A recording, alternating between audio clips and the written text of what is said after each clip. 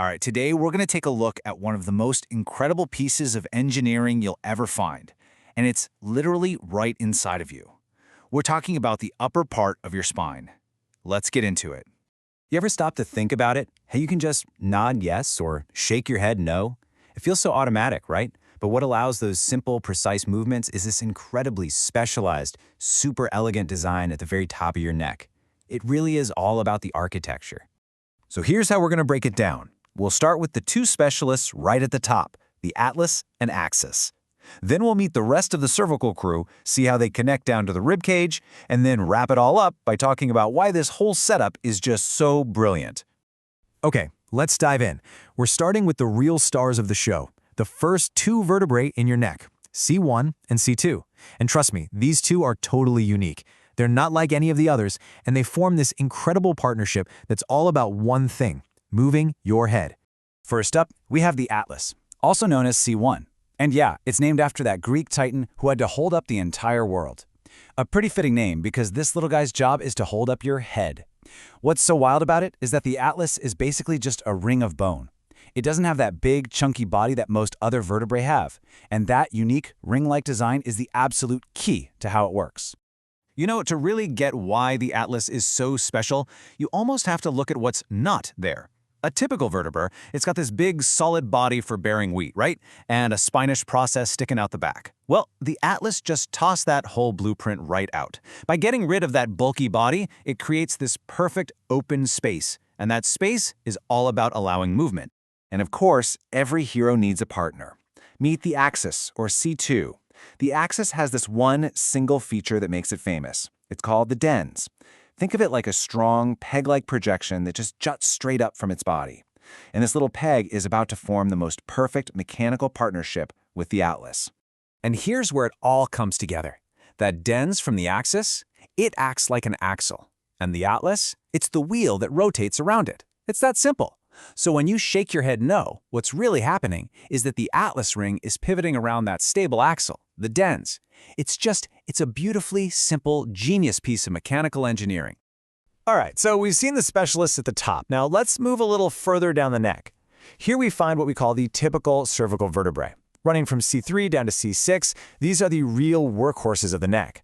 Their job is to support the weight of your head, but also, still allow for a pretty good amount of movement. So if you were to look at one of these, you'd notice a few key things they all have in common.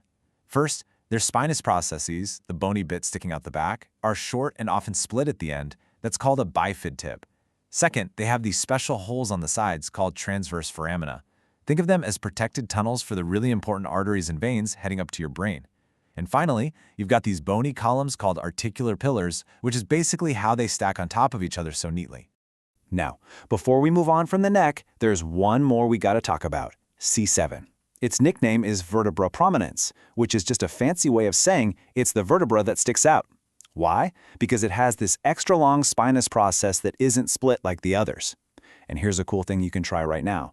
If you tilt your head forward and run your finger down the back of your neck, that big bump you feel at the base, that's almost certainly your C7. It's a major landmark. Okay, so we're leaving the flexible neck region and heading down into the thoracic spine. And the mission for these next 12 vertebrae is completely different. Their whole purpose is to be a super stable, super protective anchor point for your entire rib cage. So what's the one feature that just screams thoracic vertebra? It's something called costal facets. Costal is just a word that means ribs, so these are literally rib facets. They're these smooth little surfaces, perfect docking points for the heads of your ribs to connect to the spine. And you will only find these in the thoracic region. And this all hammers home the main point. This part of the spine is built for stability, not flexibility. Not only do you have those costal facets on the vertebral bodies, but the top 10 thoracic vertebrae have even more connection points on their sides for the ribs to attach to.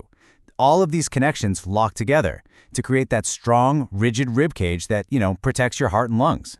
So we've been looking at all the individual pieces, right? The C1, the C2, the tempicles, the thoracics.